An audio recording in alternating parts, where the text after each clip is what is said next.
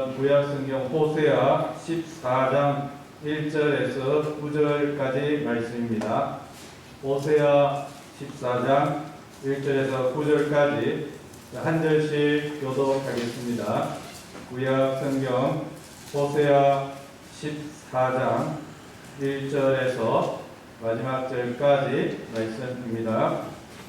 이스라엘아, 내 하나님 여호와께로 돌아오라. 내가 불의함으로 말미암아 엎드러졌느니라. 너는 말씀을 가지고 여호와께로 돌아와서 아뢰기를 모든 불의를 제거하시고 선한 바를 받으소서. 우리가 숫송아지를 대신하여 입술의 열매를 주께 드리리이다. 우리가 앗수르의 구원을 의지하지 아니하며 말을 타지 아니하며 다시는 우리의 손으로 만든 것을 향하여 너희는 우리의 신이라 하지 아니하오리니 이는 고아가 주로 말미암아 긍휼을 얻음이니이다 할지니라. 내가 그들의 반역을 고치고 기쁘게 그들을 사랑하리니 나의 진노가 그에게서 떠났음이니라. 내가 이스라엘에게 이슬과 같으리니 그가 백합과 같이 피겠고 레바논 백향목같이 뿌리가 박힐 것이라. 그의 가지는 커지며 그의 아름다움은 감람나무와 같고 그의 향기는 레바논 백향목 같으리니 그 그늘 아래 거주하는 자가 돌아올지라. 그들은 곡식같이 풍성할 것이며 포도나무같이 꽃이 필 것이며 그 향기는 레바논의 포도주같이 되리라. 에브라임의 말이 내가 다시 우상과 무슨 상관이 있으리요 할지라. 내가 그를 돌아보아 대답하기를 나는 푸른 잣나무 같으니 내가 나로 말미암아 열매를 얻으리라 하리라. 같이 읽겠습니다. 누가 지혜가 있어 이런 일을 깨달으며 누가聰明이 있어 이런 일을 알겠느냐. 여호와의 도는 정직하니 의인은 그 길로 다니거니와 그러나 죄인은 그 길에 걸려 넘어지리라. 아멘. 호세아 선지자는 많은 선지자들의 사역과 비교할 때 참 특별한 사역을 감당하신 분입니다. 호세아 1장에 보면 여호와께서 처음 호세아에게 말씀하실 때 여호와께서 호세아에게 이르시되 너는 가서 음란한 여자를 맞이하여 음란한 자식들을 낳아라. 이 나라가 여호와를 떠나 크게 음란함이니라. 이렇게 말씀하고 있습니다. 여호와께서 처음 호세아에게 말씀하실 때 이 말은 호세아가 처음으로 하나님과 대면하고 또 하나님의 부르심을 받았다는 의미겠지요. 하나님께서 호세아야, 이제 너는 앞으로 나의 명을 받아서 이 선지자로서의 사명을 감당해라. 이런 말씀입니다. 선지자들이 하나님으로부터 부르심을 받는 이 소명, 그리고 하나님이 맡기신 일을 감당하는 이 사명, 이런 극적인 순간에 있어서 개별적으로 다 다른 것을 우리가 봅니다. 예레미야 같은 경우는 남유다가 망하기 직전에 사역을 감당해야 되기 때문에 위기의 시대에 나라가 망한다, 항복하자 그렇게 말한다는 것은 쉬운 일이 아닙니다. 그래서 예레미야는 하나님 참 안 했으면 좋겠습니다. 그런 입장이었고 하나님은 네가 태어나기 전에 내가 이미 너를 좀 찍었다. 그래서 불가항력적 하나님의 부르심을 예레미야는 경험하는 것을 볼 수가 있죠. 또 우시야 왕이 죽던 해에 성전에서 조국의 그 암울한 미래를 위해서 기도하던 이사야는 또 특별한 그 하나님 부르심의 그런 경험, 체험을 하게 됩니다. 하늘 문이 열리고 그룹들이 나타나고 하나님의 영광의 보좌가 나타나고 거룩하다 거룩하다 거룩하다. 그런 아주 신비로운 우리의 언어로 우리의 머리에 이성의 상상력으로 감히 추측할 수 없는 그런 아주 놀라운 환상을 경험하고 하나님 부르심을 받고 사역을 감당하는 것을 볼 수가 있습니다. 개별적으로 다들 특별한 하나님과의 만남, 부르심, 소명 이런 것들이 있는데요. 근데 호세아는 굉장히 특별합니다. 1장 2절에 보면 호세아야 하고 하나님께서 처음 말씀하시기를 너는 가서 음란한 여자를 맞이해서 음란한 여자를 맞이하라는 건 음란한 여자하고 결혼을 하라고 가정을 꾸리라는 말이거든요. 그래서 그 음란한 자식들을 낳고 이렇게 해라. 왜냐하면 이 북이스라엘이 완전히 음란 그 자체이기 때문에 너의 사역은 이렇게 음란한 가정을 만들어라. 이렇게 말씀을 하십니다. 우리가 흔히 일을 할 때도 공과 사가 있어서 가정은 가정일, 또 바깥에 사회일은 사회일, 이렇게 공과 사를 좀 구분해서 일을 하지. 이 공 때문에 사 가정을 갖다가 이렇게 홀라당 희생을 시켜버리고 이런 건 상식적이지는 않습니다. 네, 하나님께서 호세아에게 이렇게 결혼을 여러 번 할 수 있는 것도 아닐 텐데요. 음란한 여인을 데리고 와서 음란한 가정을 만들고 또 음란한 자식들을 놓아라. 이렇게 말씀을 하셨어요. 이런 하나님의 부르심도 불가항력적이었겠죠. 호세아가 순종할 수밖에 없습니다. 그래서 디블라임의 딸 고멜이라는 음란한 여인을 데리고 와서 사는데 첫 번째 아들을 놓습니다. 이스르엘이라는 이름을 하나님께서 지어라. 이스라엘이 이스르엘. 이스라엘이라는 말은 하나님께서 패하겠다. 하나님께서 흩어버리겠다. 하나님께서 이 나라를 완전히 멸하시겠다. 이런 의미입니다. 그 다음에 이제 딸을 낳았는데 루하마 이렇게 이름을 지어라고 합니다. 루하마. 이 너무 하나님께서 채찍을 휘두르시면 하나님 마음에 불쌍하고 연민이 생기잖아요. 네, 그러면 아유 그래 고생했다 좀 봐줄게 이런 이제 마음이 생기는 것이 인지상정인데 루하마라는 말은 결단코 긍휼히 여기지 않겠다는 것, 절대로 봐주지 않겠다는 것, 이번에는 기필코 용서하지 않는다, 끝장을 내겠다 이런 의미입니다.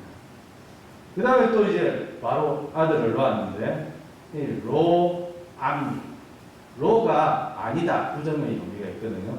암미가 아니다. 루하마가 아니다. 긍휼이 없다. 로암미는 내 백성이 아니다. 내 자식이 아니다. 이 말이에요. 너하고 나하고 이제 완전히 관계가 파탄났다, 파토났다, 끝났다. 이런. 그래서 이렇게 하나님께서는 호세아를 통해서 음란한 가정, 음란한 여인을 통해서 하나님께서 얼마나 이스라엘을 향해서 우리를 치면 속이 상하고 마음이 아프고 돌아오기를 기다리는 그런 하나님의 모습을 볼 수가 있습니다.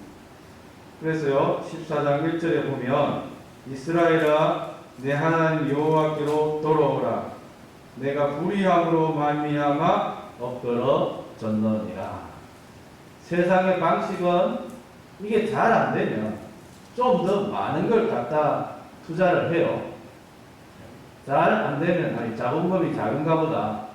정성이 부족하네. 좀 더 많은 돈을 투자하자. 좀 더 고급 인력을 투자하자. 세상은 이런 논리가 강합니다. 그래서 500만 원짜리 굿을 하다 안 되면 1000만 원짜리 굿을 하기도 하고, 뭐 500배를 하다가 안 되면 또 1000배를 하기도 하고, 신상을 갖다가 뭐 1m 찍었다 안 되면 2m 찍기도 하고, 뭔가 계속 물량 공급을 하는 게 세상의 방식인데요. 이스라엘 백성들이 왜 엎어지고 자빠지고 코가 깨어졌느냐 하면, 물량 공세가 부족한 것이 아니라 하나님 앞에 불이 됐기 때문에, 하나님 앞에 죄를 지었기 때문입니다. 하나님의 그 지극한 사랑과 은혜를 저버리고 우상을 숭배하고 하나님을 찾지 않았기 때문입니다. 하나님께서는 그럼에도 불구하고 돌아오라, 이스라엘아 내 하나님 여호와께로 돌아오라, 이렇게 말씀하고 있습니다. 2절에 보시면 너는 말씀을 가지고 여호와께로 돌아와서 아뢰기를 모든 불의를 제거하시고 선한 말을 받으소서. 우리가 숫송아지를 대신하여 입술의 열매를 주께 드리리라. 우리는 하나님께 어떻게 돌아갈 수 있겠습니까? 우리는 하나님의 말씀을 통해서 돌아갈 수 있습니다. 우리는 우리 자신이 무엇을 하고 있는지, 어떻게 잘못됐는지 알 수가 없습니다. 우리는 전적으로 무능력하고 타락이기 때문에 우리가 얼마나 지금 하나님 앞에서 잘못하고 있는지를 알 수가 없습니다. 이스라엘 백성들도 숫송아지를 갖다 바치면 굉장한 제사를 하는 거지, 그죠? 숫송아지를 또 양을 갖다가 바치고 제사를 하면서 자기들은 거룩하고 경건하고 어려운 줄 알았습니다. 이방 사람들, 저 이방인들이라고 손가락질 했습니다. 그러나 하나님은 그 숫송아지 제사가 역겹다라고 하셨어요. 마음이 없는, 진정성이 없는, 하나님의 은혜를 기억하지 않는, 오늘은 숫송아지로 하나님께 제사를 하고 내일은 바알단에 찾아가서 바알 앞에 또 제사를 하는 이런 이중적인 모습에 대해서 하나님은 역겹다, 이제 제발 그만 좀 해라, 이렇게 말씀하셔요. 그래서 너는 말씀을 가지고 여호와께 돌아오라. 하나님의 말씀을 묵상하고 그 말씀 앞에서 우리의 자신의 허물과 제약됨과 완악됨을 발견하고 통회하고 자복하고, 말씀을 묵상하고 그 말씀을 통해서 우리 자신을 깨닫고 하나님의 은혜를 발견하고, 그래서 하나님 앞에 통회하고 잡아가는 이 통회의 심령, 회개의 심령, 잡아가는 심령, 이것을 가지고 하나님 앞에 나아오라고 그렇게 말씀하시는 겁니다. 그래서 숫송아지를 대신하여 입술의 열매를 주께 드리리라. 숫송아지가 중요한 게 아니라는 거예요. 몇 년 산 숫송아지냐, 숫송아지가 몇 마리냐, 이런 것이 중요한 것이 아니라 말씀을 통해서 내 심령이 변화되어서 진심으로 하나님을 찬양하고 하나님 감사합니다, 하나님께 영광을 돌립니다, 나 같은 것 아무것도 내세울 것 없지만 하나님 기억하시고 찾아오시고 구원해 주시고 용서해 주셨네요. 내 입술에 하나님을 향한 이 찬양의 열매, 감사의 열매, 경배의 열매, 이 입술의 열매를 가지고 우리는 하나님께 돌아가야 될 줄로 믿습니다. 오늘 입술의 열매를 구체적으로 그 당시 상황에서 비추어 보면 이렇게 구체적으로 생각해 볼 수 있겠습니다. 3절에 보시면 우리가 앗수르의 구원을 의지하지 아니하며 말을 타지 아니하며 다시는 우리의 손으로 만든 것을 향하여 너희는 우리의 신이라 하지 아니하오리니 이는 고아가 주로 말미암아 긍휼을 얻음이니이다 할지니라. 지금 호세아의 이 시대가 북이스라엘에서는 가장 전성기를 이루던 시대입니다. 여로보암 2세 때 아주 국력이 신장되었어요. 그런데 여로보암 이후에 한 세대도 가기 전에 이 나라가 망해버립니다. 아수르에 의해서 망해버리는 그런 일이 생깁니다. 그러니까 이 호세아의 사역이 북이스라엘의 어떤 존망과 관련되는 굉장히 중요한 사역이고요. 호세아의 사역을 이 사역을 통해서 이스라엘 백성들이 깨닫고 회개하고 통회하고 그러면 나라가 살아날 수도 있고 그렇지 못하면 나라가 망할 수밖에 없는 그런 아주 중대한 시점입니다. 어떻게 입술의 열매를 죽게 드리면 좋겠습니까? 그 당시 상황으로 본다면 첫째는 아수르의 구원을 의지하지 말아야 된다는 것입니다. 국제 정세가 아수르가 강대국이 되었고 아수르에 의해서 나라들이 전부 병합되고 합병되고 통폐합되고 멸망합니다.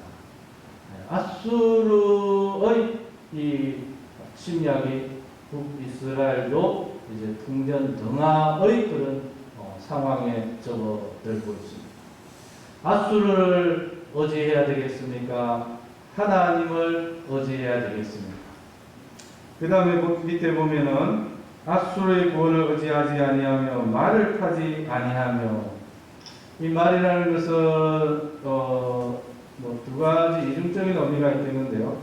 애국에서 말은 말이 수입에 들어왔기 때문에 애국으로 생각할 수도 있겠고 또 이 무기의 대표명사로서 말이나 활이나 창, 이 무기를 총칭하는 것으로 그래서 이제 군사력으로 표현할 수도 있겠습니다. 그래서 아수르 같은 강대국을 의지하지도 말고 또 말이나 활이나 창이나 혹은 애국이라는 강대국이나 군사력에도 의지하지 말고 하나님을 의지하고 그리고 우리의 손으로 만든 것을 향하여 너희는 우리의 신이라 하지 아니하오니 손으로 만든 그 아세라성 바알상을 향해서 우리의 신입니다. 우리의 주님이십니다. 그렇게 우상 숭배하지도 않고 이것이 입술의 열매 하나님이 받으시는 제사입니다. 수송아지냐 순양이냐 순염소냐 이것이 하나님이 기뻐하시는 제사가 아니라 강대국을 의지하지 말고 군사력에 의존하지도 말고 손으로 만든 것을 경배하지도 말고 오직 어렵고 힘들수록 하나님을 찾고 하나님을 부르짖고 하나님께 나아오면 하나님께서 반드시 구원해 주실 줄로 믿습니다. 4절에 보시면 3절 마지막 부분에 보시면 이는 고아가 주로 말미암아 긍휼을 얻음이니이다. 그렇습니다. 이스라엘 백성들은 다른 나라 민족들보다도 더 똑똑하고 유능하고 그래서 하나님께서 은혜를 베푸신 것이 아닙니다. 고아와 같이 버림받고 아무런 것도 내세울 것이 없지만은 하나님께서 전적으로 이 민족을 택하시고 구원해 주시고 은혜를 베푸신 것입니다. 그래서 이스라엘 백성들은 하나님의 은혜를 기억하고 하나님의 법도대로 살아갈 때 하나님께서 함께 하시고 또 지켜 주실 줄로 믿습니다. 근데 이것이 희미해져 가고 주변의 문화들과 접해지면서 하나님을 향한 정신이 쇠미해져가 형식은 남아있고 정신은 사라지고 내용은 사라지고 틀만 남아있을 때 하나님의 진노, 하나님의 심판을 받을 수밖에 없다는 것입니다. 4절에 한번 보겠습니다. 내가 그들의 반역을 고치고 기쁘게 그들을 사랑하니 나의 진노가 그에게서 떠났음이니라. 하나님께서 그들의 관역을 고치고 기쁘게 그들을 사랑하고 하나님의 진노를 거두겠다고 말씀하고 있습니다. 아까는 완전히 관계를 청산하겠다고 그랬죠. 그죠? 하나님은 이토록 진노하셨지만 그러나 이스라엘 백성들이 돌아온다면 언제든지 받아주겠다는 것이죠. 돌아올 수 있도록 말씀이라는 통로를 주시죠.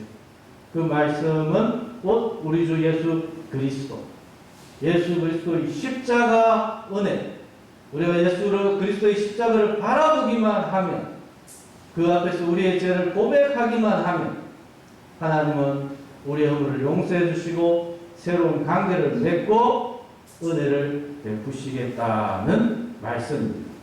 그래서 내가 변하고, 내가 업그레이드하고, 내가 성찰하고, 내가 각성하고, 그래서 내가 한 걸음 하나님께 나아가는 것이 결단코 아닙니다. 하나님께서 자비를 주시고, 하나님께서 고쳐주시고, 하나님께서 통로를 열어주셨어. 그래서 우리가 하나님 앞에 한 걸음 나아갈 수 있습니다. 하나님은 오늘도 우리를 고쳐주십니다. 하나님은 오늘도 우리를 기쁘게 받아주시고, 우리의 간구에 귀를 기울이시고, 뜨거운 가슴으로 우리를 사랑하십니다. 고멜 같은 여자를 어느 남자가 사랑할 수 있겠습니까? 우리는 고멜보다 더 더럽고 허물 많고 죄악이 많지만 하나님은 기꺼이 우리를 용납하시고 우리의 허물을 용서하시고 뜨거운 가슴으로 우리를 사랑하는 줄로 믿습니다. 그래서 우리는 삶의 정황이나 환경이나 형편은 다 다르지만 우리 모두는 하나님의 은혜로 살아가는 줄 믿으시기 바랍니다. 그 하나님의 은혜를 무엇으로 표현하고 있느냐 하면 5절에 보면 내가 이스라엘에게 이슬과 같으리니 그가 백합화 같이 피겠고 레바논 벽향목 같이 뿌리가 바뀔 것이라. 저는 우리나라에 대해서 굉장히 자부심이 컸어요. 우리나라는 밥을 먹고 저 유럽이나 중동 사람들은 땅을 먹습니다. 우리는 벼농사를 하고 저 동네는 밀농사를 해요. 벼농사를 하려고 하면 1년에 강수량이 1000mm 이상 쏟아져요. 밀농사는 1년에 300mm만 내려도 밀농사가 가능해요. 그러니까 우리나라 정말 복받은 나라다 이런 생각을 했어요. 그런데 1000mm라는 게 매달 조금씩 오는 게 아니고 한 번에 쏟아지잖아요. 그죠? 한 번에 쏟아지잖아요. 우리 교회도 여기 막 쏟아지니까 막 아래층에 공장으로 물이 막 흘러 들어가고 그런 장면에 그런 적도 있습니다만 불현듯 그런 생각이 들더라고요. 요즘같이 우리나라가 발전을 하고 도로를 다 깔아놓고 이렇게 해도 비가 이렇게 쏟아지면 침수가 일어나가지고 어려움을 겪는데 옛날에 100년 전, 200년 전 같으면 어떻게 했을까? 완전히 아수라장이 됐겠구나. 어느 순간 그런 생각이 들어요. 그래서 야 어쩌면 1000mm 내리는 것보다 한 500mm, 600mm 이래가지고 한 달에 한 40mm, 50mm씩 이렇게 내리는 게 더 낫겠구나 하는 생각이 들더라고요. 그래서 동기 목사가 독일에 있는데 자주 이제 통화를 해요. 그래서 너희는 뭐 먹노? 너희 동네는 비가 얼마나 오노? 그러면서 한번 이렇게 조사를 해보니까 거기는 딱 한 달에 40mm, 50mm씩 비가 와요. 1년에 딱 600mm 정도. 그래서 이야 참 너희 나라가 유럽이 참 우리나라보다 살기가 조금 더 낫겠다 이런 생각을 말을 제가 한 적이 있습니다. 많이 폭포수처럼 내려도 뭐 좋기는 하겠지만요. 그러나 생물이 성장하는 데는 아침에 이슬비만 좀 내려도 얼마든지 살아납니다. 물론 변홍장은 안 되겠지만 하나님의 은혜가 4월달에서 한 10월달, 11월달 이럴 때 되면 건조기가 돼서 비가 안 돼요. 제가 95년도에 미국에 갔을 때 그 해가 굉장히 더웠어요. 넉 달 동안 뭐 온도는 35도, 36도 이렇게 되면서 4개월을 비가 안 내리더라고요. 물을 마시고 하는 데는 전혀 어려움이 없는데 그래도 이 심리적으로 굉장히 목이 마르는 것을 느꼈어요. 사막에 있다는 느낌이 들어요. 이렇게 비가 안 내려도 생물이 건강하게 살 수 있는 것은 이스라엘은 아침마다 이슬비가 내린다는 거죠. 이슬이 아침에 싹 끼면서 그 이슬이 나무 이파리도 촉촉하게 적셔주고 뿌리도 촉촉하게 적셔줘요. 그러니까 그 뿌리들이 아침에 새벽에 이슬을 확 받아들이면서 또 깊은 곳으로 쭉 내려가면서 아주 건강하게 자랍니다. 많이 오면 뭐 오면서 좋고 안 오더라도 아침에 이슬이라도 매일 내리기만 한다면 생물은 건강하게 자랍니다. 우리가 막 은혜가 쏟아져서 그죠? 막 대박이 나면 얼마나 좋겠습니까? 할렐루야. 아멘. 대박이 나면 얼마나 좋겠습니까? 누가 봐도 아유 내가 저 집에 은혜 대박 터졌다. 그러면 좋겠습니다. 그렇지만 우리 집집마다 가정마다 우리의 삶의 발자국마다 하나님의 은혜의 이슬비는 끝이지 않고 계속해서 임하고 있는 줄로 믿습니다. 우리가 하나님 나라에 이를 때까지 하나님의 영원한 집에 이를 때까지 하나님께서 매일 새벽마다 우리의 앞에 하늘의 이슬비를 내리셔서 은혜의 담비를 내리셔서 우리가 다시 한번 일어서게 하고 도전하게 하고 포기하지 아니하고 영원한 소망, 영원한 저 하나님의 집 바라보고 끝까지 믿음의 경주 달려가게 하는 줄로 믿습니다. 그래서 오늘 호세아 14장 9절을 한번 보십시오. 누가 지혜가 있어 이런 일을 깨달으며 누가 총명이 있어 이런 일을 알겠느냐. 여호와의 도는 정직하니 의인은 그 길로 다니거니와 그러나 죄인은 그 길에 걸려 넘어지리라. 하나님의 길은 정직합니다. 의인에게 반드시 은혜를 베푸십니다. 악인은 반드시 심판받을 줄로 믿습니다. 누가 의인입니까? 주 그리스도 예수를 가슴에 묻시고 주님을 나의 주 나의 하나님으로 고백하는 그 사람 하나님은 어렵다고 보시고 하나님의 자녀 삼아 주셨습니다. 끝까지 하나님의 은혜의 이슬비 확신하면서 믿음의 경주 달려가는 우리 모든 축복로 가족들 될 수 있기를 주님의 이름으로 축복합니다. 말씀을 기억하면서 찬송가 259장 우리 함께 부르겠습니다.